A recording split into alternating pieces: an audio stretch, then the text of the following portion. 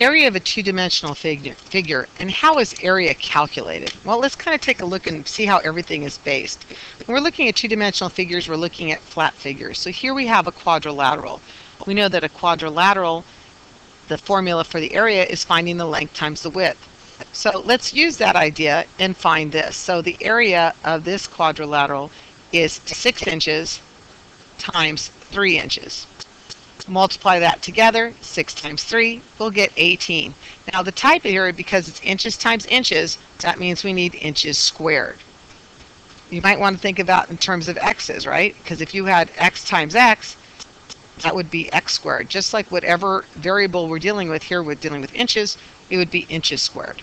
And we can show that by putting in squares in here to see where that also comes from. Here is 3 squares by 6 squares, and you can see that we're going to get 18 little square boxes in there, and that's where that squared part comes in. So now let's talk about the area of a triangle. Well, area of a triangle, but I'm looking at a rectangle. You have to remember that a rectangle is made up of 2 triangles. So our formula for finding the area of a triangle is 1/2 the length times the width, or other words we've used before, base times height. And basically what we're doing to that is dividing it by 2. That's going to get us the area. So either of these work and gets us the idea behind the area of a triangle. So if we're looking at this triangle here, 3 inches by 6 inches, we would say our area of our triangle is equal to 6 inches times the height, which is 3 inches, and we're going to divide that by 2. So our area of our triangle, 6 times 3 is equal to 18. 18 divided by 2 is 9. So we have 9 inches squared. Let's take a look at a composite figure. And this may look like a crayon, a pen, a rocket on its side, a house laying down. So we've got some things to look at. But we notice that we're looking at the area of a rectangle and an area of a triangle. All we have to do is add those 2 areas together and remind ourselves that area is the inside measurement. We add those 2 areas together and we're going to get the area of our strange figure.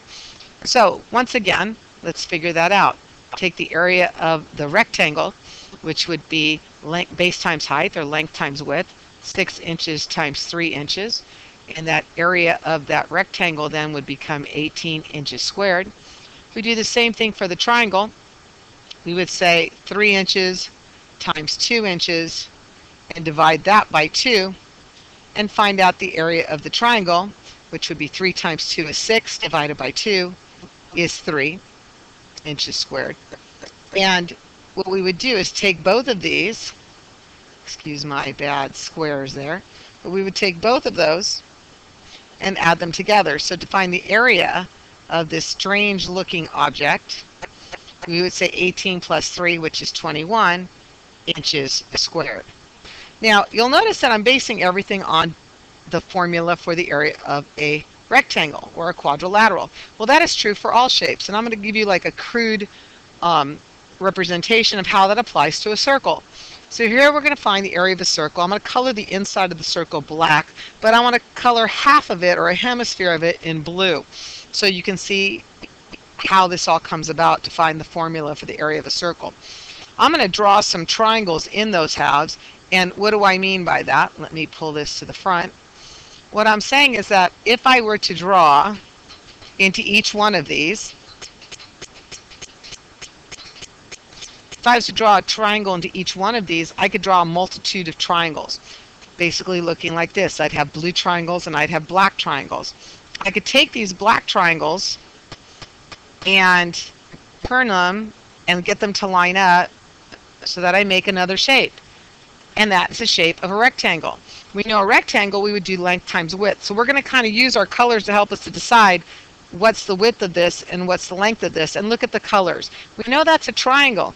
So that triangle is only going to give us the radius from one point out. So here we have the radius. Here we have half of the circle, or half of the circumference. So what we want to do then is to remind ourselves what circumference is. Circumference is pi times diameter. So if I only want half the circumference, in other words, I want half of the diameter, easier to take half of the diameter than half of pi, taking half of that, half of a diameter would be a radius. So basically now I have pi times r is going to get me my length. My width is r. So radius times radius will get me the formula pi radius squared. Now what I'm going to do is solve one problem only. And here I have a circle that's 6 millimeters on the diameter. I know that I need a radius in order to solve the problem. So I know the measurement of the radius is 3 millimeters. When I go to find my area of the circle, I'll take pi and I'll multiply it times 3 millimeters times 3 millimeters. Now you'll notice I have here in red, exact measurement includes pi in the answer. So we're going to do that. We're going to say 3 times 3 is 9 and pi, and that's going to be millimeters squared. That's going to be our exact measurement because pi goes on forever and ever. Now if I wanted to find the approximate measurement of the circle, I would use 3.14 for that. So let me grab a calculator here and let me do 3.14 times 9, and I get 28.26 millimeters squared. And that's an approximate measurement because we know pi is bigger than 3.14. I may have you and ask you to round to the nearest tenth. If that was so, that would be 28.3 millimeters squared. We have to remember about rounding. Remember, if the number that you're going to look at next to it, if it's 5 or more, you're going to round up. If it's 4 or less, you're going to leave it alone. Hopefully that's a good reminder right now of what we've gone through about basic shapes and their ways of finding their area.